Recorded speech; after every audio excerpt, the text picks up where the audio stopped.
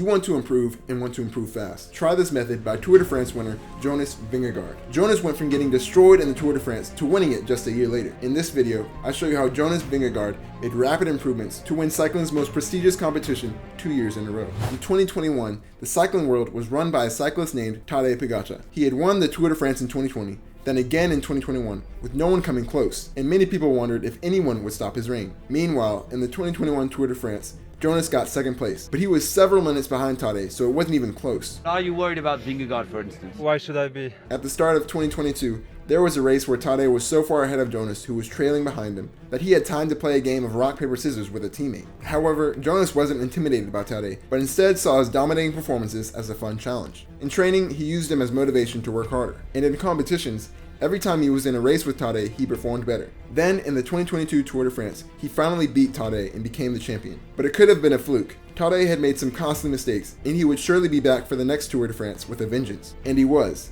Each race, they battled back and forth. Yet again, Jonas didn't see this as anything to be afraid of. Nice that every day we fight for it. One day I'm better, the other day he's better, and will be an exciting fight all the way to Paris. With this approach to welcome the challenge, Jonas won his second Tour de France in dominating fashion and set himself up as a new star of cycling. What Jonas understood was the value of competition. Instead of shying away from competition and hoping that his rival gets injured or sick, he welcomed it and used it to make him better. One race, he even waited for Tadej to catch up after he suffered a crash, so it would be a fair race to the finish. This is very different from a loser's mindset on competition. A loser would be afraid of competition and would hope that no one would challenge him. These are the people who wish ill will against their competitors, who don't show sportsmanship after competing, and who would rather blow out their competition than have a close match. But with this approach, their improvement would stagnate, and they'd likely get surpassed very soon. A winner loves competition. They hope that their biggest rival is healthy and thriving, because they know that by having good competition, they will be pushed to reach the maximum of their ability. Since Jonas had Tadej to chase the first 2 years, then had to fight to stay ahead of him the next 2 years, Jonas gained far better times and achieved far more